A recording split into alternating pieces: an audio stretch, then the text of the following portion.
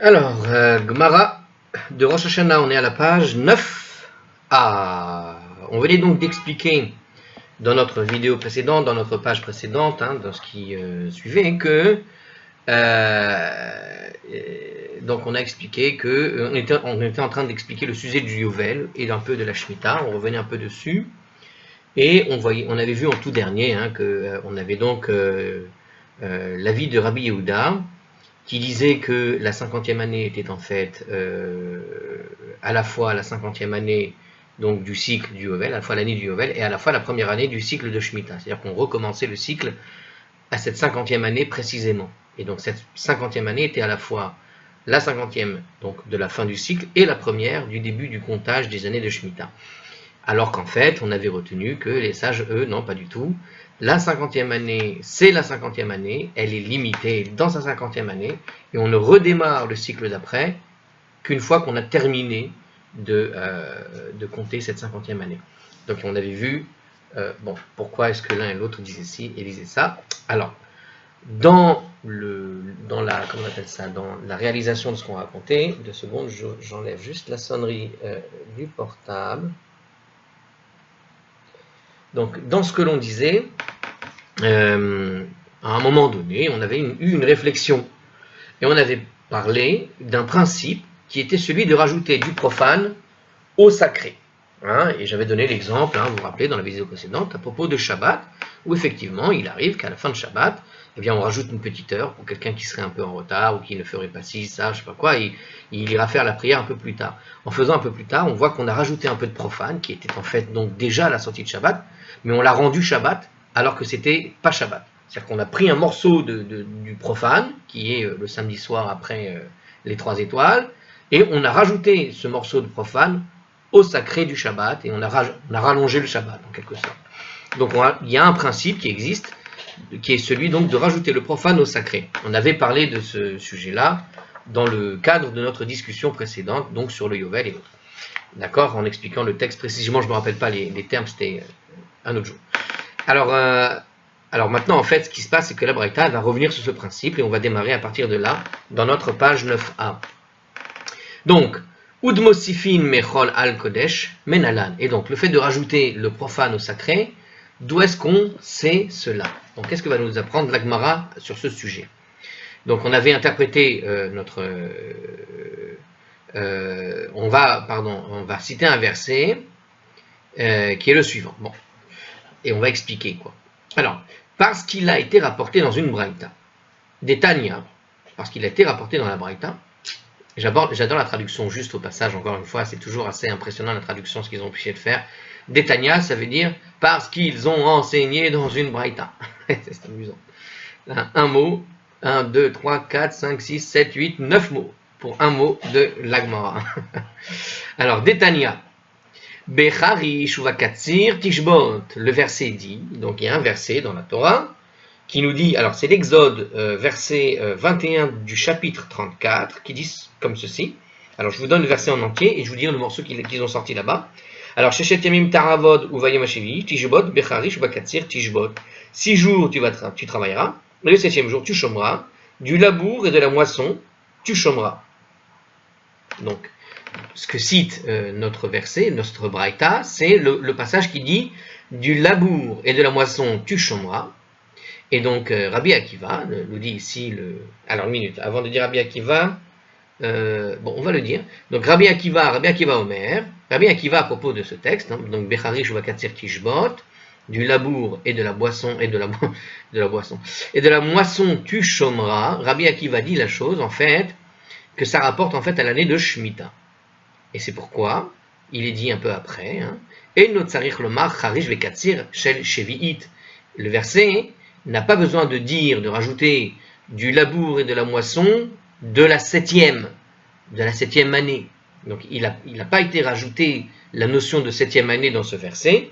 Je répète, le verset, 6 jours tu travailleras et le 7e jour tu chômeras. Du labour et de la moisson, tu chômeras. Tu chômeras, mais de quoi? De la 7e année en réalité. D'accord? Alors, une minute. Je ne comprends pas très bien parce qu'ici c'est les 6 jours. A priori, on parle de Shabbat. Donc regardez le commentaire à propos de ce verset. La première partie de ce verset, 6 jours tu travailleras, hein, parle en fait du Shabbat. Toutefois, on ne comprend pas la deuxième partie du verset qui y fait allusion. Parce que la deuxième partie du verset, celle qu'on est en train d'étudier dans la Braïta, dit à propos du labour et de la moisson. Mais les interdits de Shabbat, il y en a 39. C'est pas seulement le labour et la moisson. Ça, c'est ce qu'on va dire. En effet, pourquoi la Torah mentionne-t-elle spécifiquement les mélachot de labourage et de moisson parmi les 39 types de travaux interdits? On a donc les 39 travaux interdits Shabbat, hein, qui sont donc bon, une tonne, hein, cuisiner, allumer un feu, je sais pas, vanner, trier, etc., etc. Il y en a 39. Et voilà que sur les 39, quand la Torah te dit dans ce verset que pendant 6 jours tu ne travailleras pas et le 7e jour tu chômeras, conclusion de ce qui vient d'être dit, du labour et de la moisson, tu chômeras. Mais il ne cite que 2 mélachot, alors qu'il y en a 39. Donc pourquoi rajouter, pourquoi parler de 2 mélachot? Donc Rabbi Akiva, en fait, interprète cette partie du verset comme imposant l'interdiction de labourer et de moissonner durant l'année de Shemitah, qui est l'année shabbatique. Donc c'est une interprétation qui fait une sorte d'allusion au Shabbat, non pas simplement du 7e jour, mais au Shabbat de la 7e année. Et c'est comme ça que Rabbi Akiva l'a interprété ici. Donc on va relire la Braïta, parce que donc cette interprétation ici, je lis encore le commentaire, maintient bien un lien entre les deux parties du verset, puisqu'il y a un verset, donc le verset parle des 6 jours de travail, alors que labourer et moissonner sont en général autorisés durant les 6 jours. On voit que, en fait, au cours de l'année de Shemitah, ils sont interdits même ces jours-là. D'accord? Donc, quand la Torah te parle, 6 jours tu travailleras, le 7e jour tu chômeras, le labour et la moisson tu chômeras, on voit bien qu'en fait, il y a un problème. On ne parle véritablement ici que de la 7e année, parce que ce sont les seuls interdits de la 7e année, labourer et moissonner. Donc on ne laboure pas et on ne moissonne pas quand on est dans la 7e année, mais pas quand on est dans les 6 jours, pas dans le 7e jour seulement. Donc a priori, de quoi on parle? Alors au passage, il faut savoir que des fois, la Torah, quand elle dit le mot jour, ça peut signifier en fait une année, des fois. Donc peut-être ici, alors je ne sais pas si on va parler de ça, mais il est déjà arrivé dans certaines interprétations qu'on voit que le mot jour, yom, ne signifie pas nécessairement le jour de la veille au lendemain, quoi, une journée, mais véritablement une année entière. Ça peut arriver. Et donc peut-être qu'ici on a affaire à ça, on va voir s'ils en parlent, mais c'est le genre de choses qui arrivent. Alors, a priori ici, il parle de Shabbat. 6 jours tu travailles, le 7e jour tu chômeras, c'est vraiment la description du Shabbat. Mais du labour et de la moisson tu chômeras, cette précision pour Rabbi Akiva prouve qu'en fait on parlait bien de la Shemitah. Donc je reprends le Tanya, donc des Tanya, parce qu'il a été enseigné dans une braïta de 9 mots. Becharish ou Bakatsir Tishbot, le verset dit du labour et de la moisson tu chômeras, donc c'est dans notre verset, après avoir dit les 6 jours, etc. Rabbi Akiva interprète le verset comme se rapportant à l'année de Shemitah. Et notre le Macharish Vekatsir Shel Shevit. Le verset n'avait pas besoin de préciser qu'il s'agissait de la 7e année.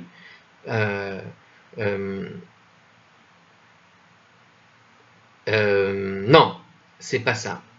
Le verset n'a pas besoin de dire que l'on doit s'abstenir du labour et de la moisson de la 7e année. D'accord? La 7e année, on n'a pas besoin de préciser que c'est le labour et la moisson, parce qu'on le sait déjà. Pourquoi? Parce qu'il a déjà été écrit ailleurs. Alors, il a été écrit donc, dans le Lévitique, chapitre 25, verset 4, Vaïkra, chapitre 25, verset 4.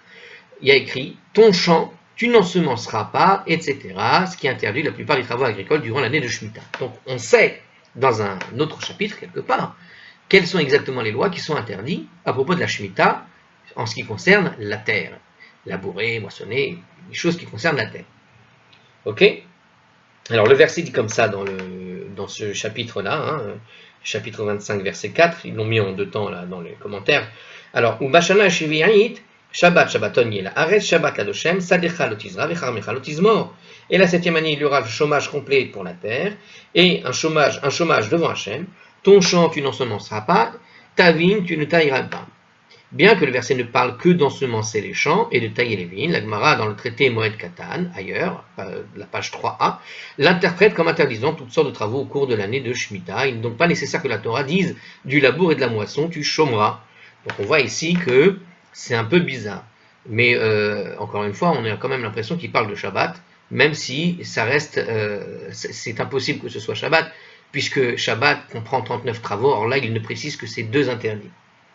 Bon, alors le raisonnement dans Moed Katan s'élabore comme suit. Quel était le raisonnement de Moed Katan pour dire qu'on devait interdire aussi labourer, par exemple?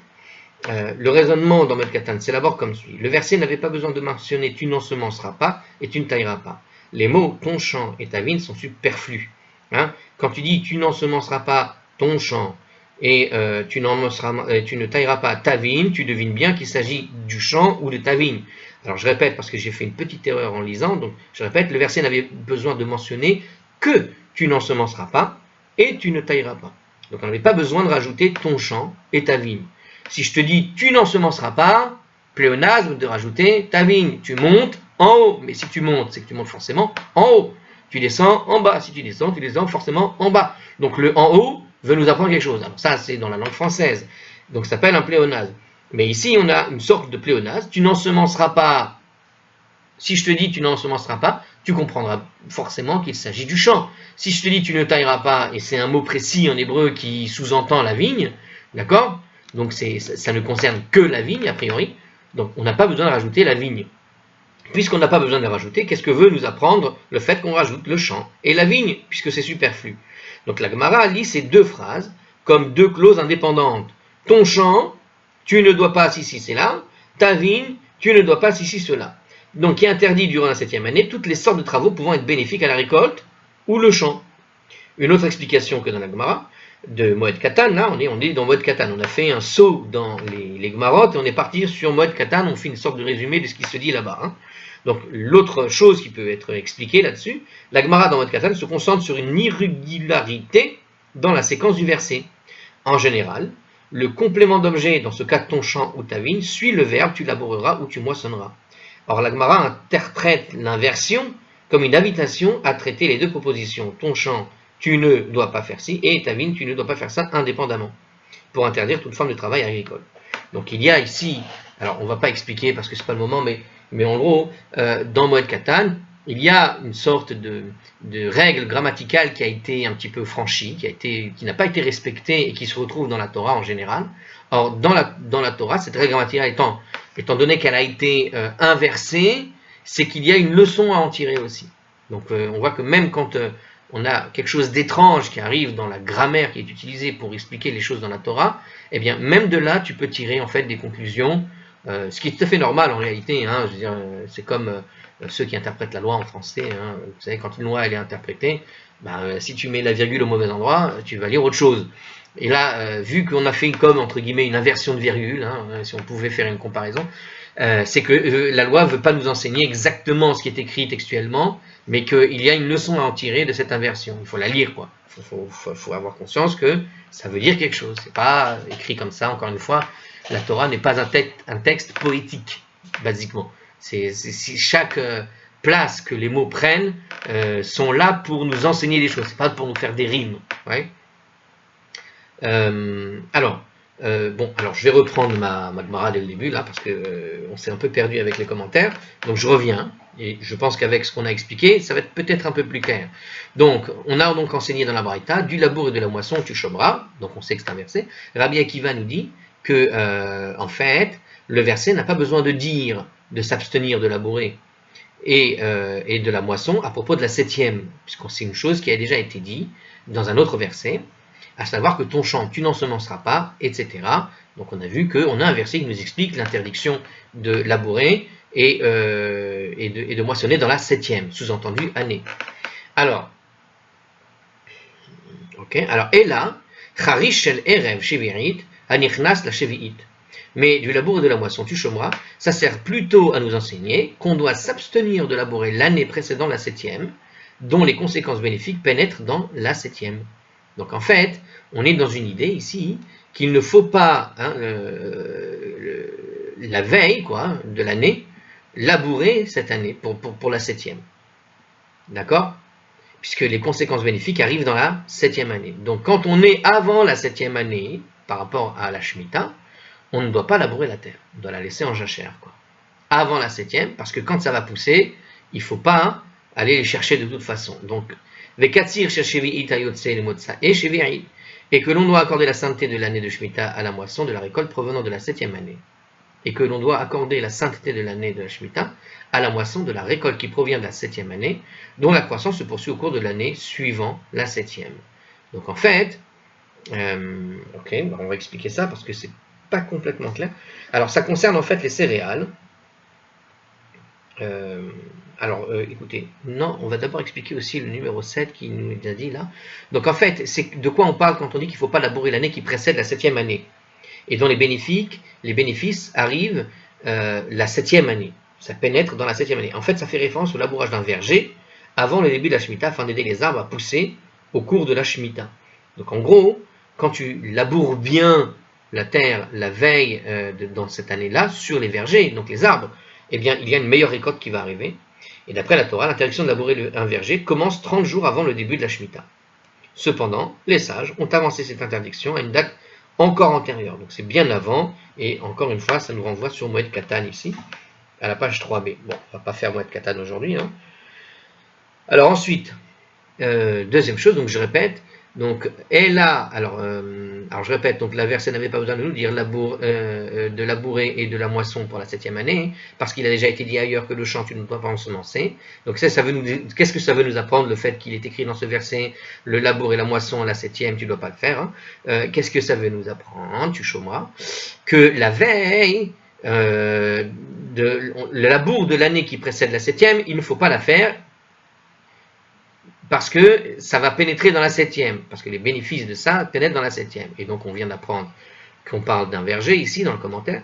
Et ensuite, nous dit donc la Gemara, la Braïta, et qu'on doit, et qu'on doit faire la moisson de la récolte de cette 7e année, dont la croissance se poursuit au cours de l'année suivant la 7e. D'accord? Donc, il y a deux choses qui sont interdites. L'interdit de labourer avant, parce qu'on va rentrer dans la 7e, et aussi, ce qui va pousser encore dans l'année qui suit la 7e, c'est interdit aussi. C'est-à-dire que ce qui va pousser dans la 7e, maintenant imaginez la 7e s'arrête, mais il y a encore sur l'arbre finalement les arbres qui étaient là pendant la 7e, qui ont poussé pendant la 7e, ceux-là aussi sont interdits, et c'est de là que vient nous apprendre l'interdiction. Hein. C'est pour ça qu'on a rajouté dans le texte de la Torah, de labourer et de moissonner. Ici, le labour fait référence au labourage que tu fais pour des arbres, et la moisson fait référence au moment où tu vas récupérer finalement les fruits. Donc il te dit ici que les fruits qui restent encore accrochés à l'arbre, parce que c'est redondant, parce qu'on avait déjà enseigné pour les céréales ce qui est interdit de faire, dans un autre verset, le fait que ce soit redondant dans ce verset qui parlait de Shabbat a priori, ça on n'a pas encore répondu à la question comme il faut, mais il te dit qu'a priori ça vient du fait que si on avait cité que Shabbat, que si ça ne concernait que Shabbat, on aurait dû citer les 39 travaux, mais puisqu'on ne cite que deux, c'est que ce sont les deux qui sont interdits aussi dans le Shabbat, entre guillemets, de la Shemitah, puisque la Shemitah c'est une sorte de Shabbat annuel pour la terre. Donc cette précision vient nous enseigner que c'est le Shabbat de l'année, quoi. Et donc, cette précision sur le labour et la moisson nous apprend donc à propos du verger que les fruits qu'on n'a pas le droit de travailler la terre pour permettre que ça pousse mieux dans l'année qui va arriver dans la Shemitah, et qu'une fois que l'année qui vient dans la Shemitah, s'il y a des choses qui poussent et qui ont bien poussé, eh bien, j'ai pas le droit non plus de récupérer finalement cette moisson, en quelque sorte, en tout cas ce qui en ressort, les fruits qui vont sortir de cette 7e année. Alors, dans le commentaire, sur cette fin sur ce qui se passe après, ce qui les passe, quoi. Il dit que de la 7e année se poursuit en cours de l'année de la 7e. Je rappelle qu'on est en train d'expliquer d'où vient le principe de profane, on a rajouté du profane au sacré. Là on voit par exemple que après la Shemitah, c'est encore sacré le fruit. Donc, on voit maintenant le rapport finalement avec le sujet principal du jour. Le sujet du jour, c'est qu'on essaie d'expliquer d'où on a appris qu'on rajoute du profane au sacré. On voit ici qu'effectivement, après la 7e, les fruits qui sont sortis après la 7e, ils ont poussé pendant la 7e, mais encore accrochés à leur arbre, on ne peut pas les prendre, ils sont toujours de la 7e, même s'ils sont sur leur arbre, et que la 7e s'est terminée. Alors ça concerne en fait les céréales. Alors ici il parle des céréales, donc ça ne concerne pas que les arbres et les fruits. Hein. Donc ça concerne les céréales qui ont atteint au moins un tiers de leur croissance totale au cours de l'année. Donc imaginez donc on a des céréales, et voilà que l'année vient s'arrêter de la Shemitah, mais elles ont atteint au moins le tiers de leur croissance au cours de l'année de Shemitah. Donc on a déjà le tiers qui a poussé, mais ont été moissonnées au cours de la 8e année. Donc on les a moissonnées une fois que la Shemitah était finie. Mais pendant l'année de la Shemitah, on va dire qu'un tiers de leur croissance avait déjà eu lieu. Hein, on pourrait dire l'essentiel de leur croissance avait eu lieu. Le verset enseigne que bien que ces céréales aient été moissonnées après la fin de l'année de Shemitah, hein, elles doivent être traitées comme une récolte de la Shemitah parce qu'elles étaient aptes à être moissonnées au cours de cette année-là. C'est-à-dire que quand tu atteins un tiers, tu aurais pu la moissonner, mais tu l'as laissée quand même.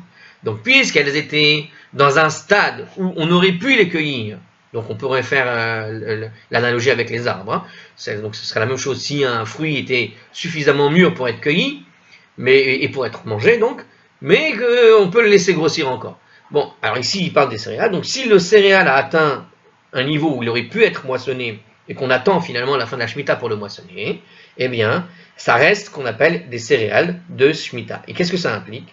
Que ces céréales ont acquis une sainteté qui est conférée par la Shemitah. Donc ces céréales sont saintes, on n'a pas le droit de consommer des céréales saintes, et on ne peut pas... Alors, excusez-moi, je viens de dire qu'on ne peut pas les consommer, j'en sais rien, peut-être qu'on va l'apprendre dans ce chapitre, il n'y a pas de raison qu'on n'ait pas le droit de les consommer, il y a d'autres règles qui les concernent. Alors ici, ils disent tout simplement qu'on ne peut donc pas faire de transactions commerciales avec, ça veut dire qu'on n'a pas le droit de les vendre, ce qui ne veut pas dire qu'on n'a pas le droit de les manger, c'est pas pareil.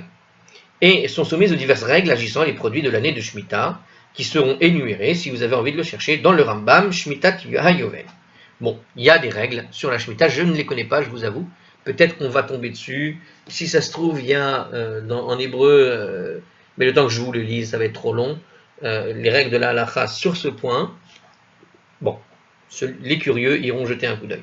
Alors de plus, alors il y a autre chose à propos de ça, elles sont soumises à la règle du bi'ur. Qu'est-ce que c'est que le bi'ur? Qui consiste à éliminer de la maison les produits de Shemitah lorsqu'il n'y en a plus dans les champs. Bi'ur, je crois que ça veut dire brûler. Hein. Donc a priori, lorsque le moment du bi'ur arrive, on ne peut plus stocker ces produits dans sa maison, mais on doit les abandonner à l'usage des autres. Voilà. Alors c'est pas brûler ici, mais c'est d'abandonner ces produits pour les autres. Donc elles sont soumises à la règle de bi'ur qui consiste à éliminer de la maison les produits de Shemitah lorsqu'il n'y en a plus dans les champs. Donc s'il n'y a plus de Shemitah qui se trouve dans le champ, je dois les écarter de ma maison et les ouvrir finalement à tous. Bon, je ne sais pas trop ce que ça implique. Alors tout ça c'est Rashi qui nous le dit, mais ici les Rishonim, donc des rabbins beaucoup plus récents, contestent l'interprétation que donne Rashi de ce raisonnement. Alors ils pensent, donc les Rishonim, que l'obligation de traiter ces céréales comme récolte de la Shemitah est déduite d'une source totalement différente dans la Gemara qu'on va voir dans quelques temps, à la Gemara 12b. L'objet de ce, il faudra aller voir donc la vidéo 12b en avance, l'objet de ce verset par contre est d'interdire de travailler le champ au cours de la 8e année d'une façon qui pourrait être bénéfique pour ces céréales. Donc voilà, donc en fait ce verset vient nous expliquer qu'en réalité on n'a pas le droit de rendre les céréales de la Shemitah bénéfiques, c'est-à-dire de travailler la terre avant la Shemitah pour que pendant la Shemitah on ait une super récolte. En gros, c'est ce que vient nous enseigner ce verset, d'après les Rishonim. Ils ne sont pas du tout d'accord avec Rashi sur l'autre interprétation à prendre, mais on s'en tient à ce que dit finalement l'explication qui a été donnée par Rabbi Akiva en personne, et qui nous dit donc qu'on ne doit pas préparer en quelque sorte la Shemitah pour qu'il y ait une bonne récolte pendant la Shemitah, et lorsque la Shemitah, tu as des céréales qui ont poussé encore mieux ou plus, et que déjà on aurait pu les récolter, si on laisse pousser jusqu'à la fin de la Shemitah et qu'on récolte après la Shemitah, elles ont le statut comme si elles avaient poussé pendant la récolte. Alors, et donc le statut de céréales saintes qu'on doit traiter d'une certaine façon. Pour ce détail-là, il faudra attendre qu'on tombe dessus pour qu'on explique de quoi il s'agit dans un commentaire ou autre. Alors, mais Rabbi Ishmael pense que le verset, en fait, ah merci, pense que le verset traite du Shabbat. Eh oui, 6 jours tu travailleras, le 7e jour tu te reposes. C'est quand même un verset très connu pour tous ceux qui connaissent. Bon, ça parle de Shabbat. Pourquoi est-ce que ça parlerait de la Shemitah? Et donc il donne les deux, la moisson, et etc. La moisson et le labourage. Alors on va voir pourquoi, justement. Qu'est-ce que pense Rabbi Ishmael? On va vérifier. Rabbi Ishmael Omer. Rabbi Ishmael nous dit que le verset traite en fait du Shabbat. Comme l'indiquent les mots, le 7e jour tu chômeras, du labour et de la moisson tu chômeras. Donc évidemment, voilà, on est pendant Shabbat, et voilà que pendant Shabbat, il ne faut pas faire ça. Le développement naturel de la phrase laisse entendre que la seconde partie est une extension de la première. Donc quand tu lis la phrase normalement, naturellement, tu n'as pas l'impression que la deuxième partie de la phrase est détachée complètement de la première partie de la phrase. Parce que pour Rabbi Akiva, c'était détaché. C'est-à-dire que effectivement, la première partie parle de Shabbat, et soudain, on parle de ce labourage et de ce moissonnage qu'on ne doit pas faire. Alors, pour Rabbi Akiva, c'est une mention, une sorte de redondance des interdictions de la Shemitah, alors que pour Rabbi Ishmael, non, c'est une continuité du chapitre, d'une explication à propos de Shabbat, tout simplement.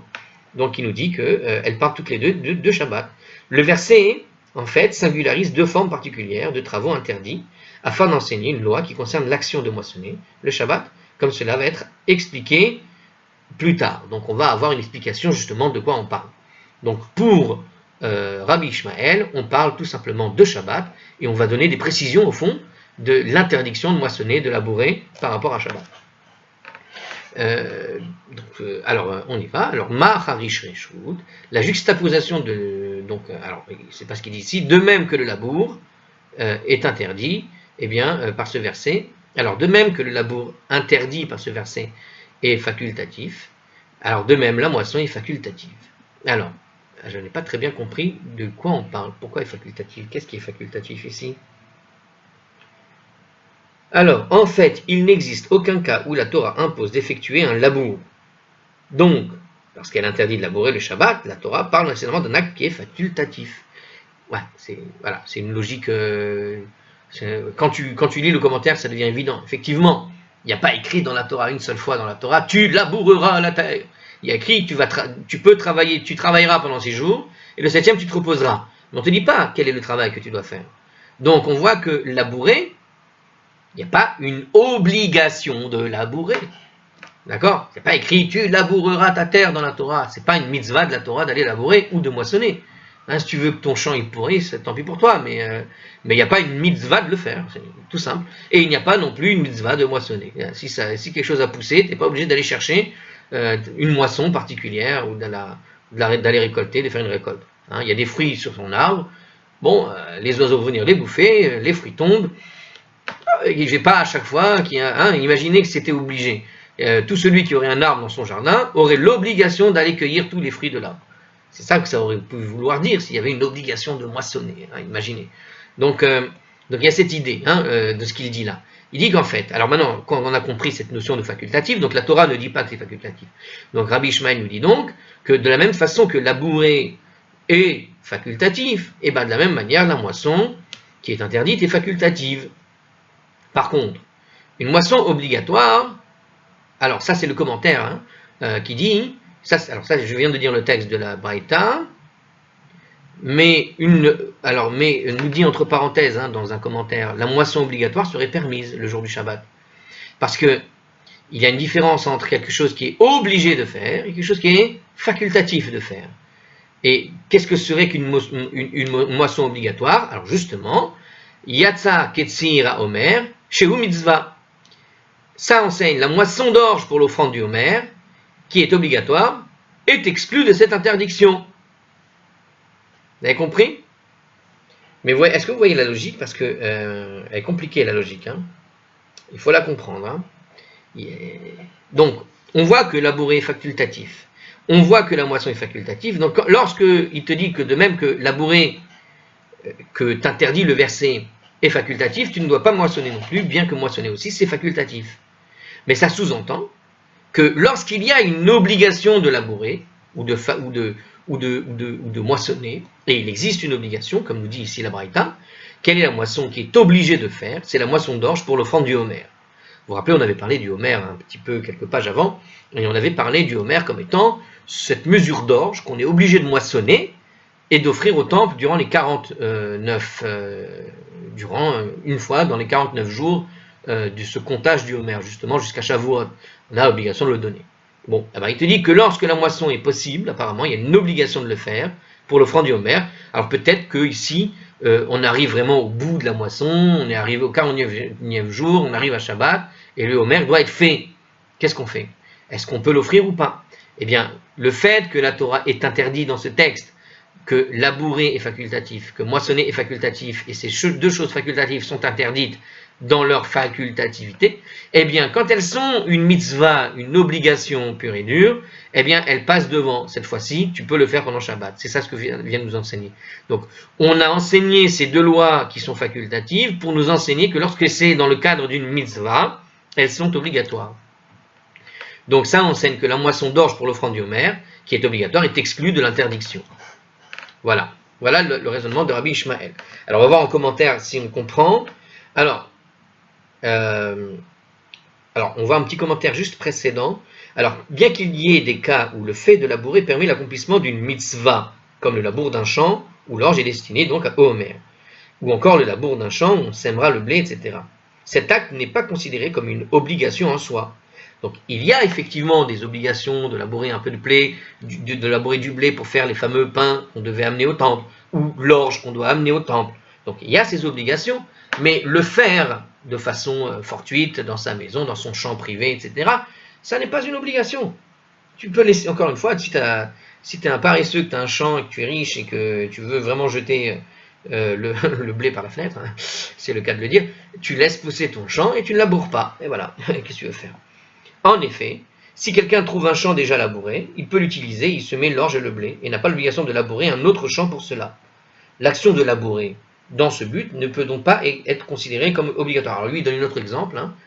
Ce que Rashi dit ici, c'est que si jamais tu arrives dans un champ qui t'appartenait, mais quelqu'un l'a labouré, je ne sais pas pourquoi, mais il est déjà labouré, tu n'as pas besoin de relabourer dessus, il n'y a pas d'obligation de labourer, quoi. Voilà. Bon, encore une fois, voilà, on voit que ce n'est pas une obligation en soi. Moi j'aurais dit, est-ce que c'est pas une obligation de moissonner vraiment? Je veux dire, quand du blé pousse dans ton champ, si tu laboures pas, c'est du baltachrit, c'est interdit le gaspillage. Donc pourquoi ce serait pas une obligation de moissonner? C'est une question que je me pose, je ne sais pas si elle existe quelque part. Je vous laisse avec cette question, si vous connaissez des gens qui étudient la Gemara de Rosh Hashanah, posez-leur. Alors, bon, ensuite le deuxième commentaire, on voit que l'offrande du homer est donc une offrande obligatoire, offrande qui est offerte de Mincha, le deuxième jour de la fête de Pessah. D'accord? Donc c'est à partir du deuxième jour de Pessah qu'on offrait le homer, hein, tout simplement. C'est pas grand-chose, mais ça s'offre. Elle consiste en fines fleurs d'orge qui provenaient de la nouvelle récolte de l'année. L'orge de cette offrande doit être moissonnée durant la nuit précédente. Et la nuit précédant le jour de Pessah, qui est le deuxième jour de Pessah, on est à Yom Tov. Et Yom Tov, l'interdiction de labourer est la même interdiction que pour Shabbat. Or, peut-être, mais de toute façon, Yom Tov peut tomber Shabbat, hein, le premier jour. La cueillette de l'orge constitue une mitzvah. Même si on trouve de l'orge déjà cueillie dans un autre but, on doit en moissonner une autre quantité spécifiquement pour cette offrande. Ah, déjà on apprend quelque chose parce qu'effectivement je ne comprenais pas. Il y a tellement de champs qu'il peut y avoir, tu as besoin d'attendre vraiment la veille pour moissonner ton champ. Et même quand tu as moissonné, tu peux moissonner en avance et puis tu arrives avec ce qui a déjà été moissonné. Or là, qu'est-ce que je viens d'apprendre? Petit ridouche. La moisson de l'orge dont on parle, qui est une obligation, qui est la mitzvah de l'amener au temple pour le homer, se faisait la veille, quoi qu'il arrive. C'est-à-dire qu'on allait prendre dans le champ de l'orge à la main, directement, on l'a moissonné tout de suite, pour aller pouvoir l'offrir. Hein? Ce n'était pas simplement quelque chose que tu gardes dans un paquet que tu as moissonné depuis une semaine, parce que l'orge est déjà sortie par exemple depuis une semaine, pour une raison ou une autre, mais tu prends vraiment celle que tu vas récolter immédiatement, parce que ça symbolise encore une fois cette nouvelle récolte. Et bien la nouvelle récolte, quelque part on va la marquer un peu plus, grâce au fait de l'arracher des épis véritablement en direct live. Rabbi Ishmael utilise ce verset afin d'apprendre que la cueillette de l'orge sur l'orge, de l'orge pour le homer, a priori, à priorité sur les interdictions de Shabbat et peut être effectué même durant la nuit de Shabbat dans le cas où ça arrive, parce qu'encore une fois, ça peut arriver que ça vienne Shabbat. Donc, on voit donc que Rabbi Ishmael pense qu'on peut effectivement moissonner pendant Shabbat, sachant que cette offre de Homer devait se faire avec une moisson qu'on récoltait la veille. Ça, c'est le commentaire.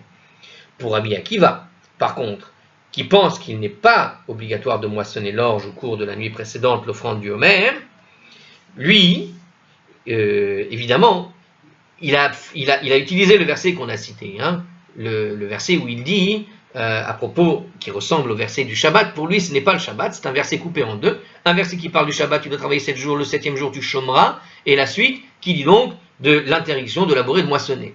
Tu chômeras, tu ne dois pas labourer, tu ne dois pas moissonner. Pour lui, comme c'est séparé, la deuxième partie ne parle pas du tout de ça. Et donc, pour lui, ce sera interdit, évidemment, d'aller moissonner le Shabbat.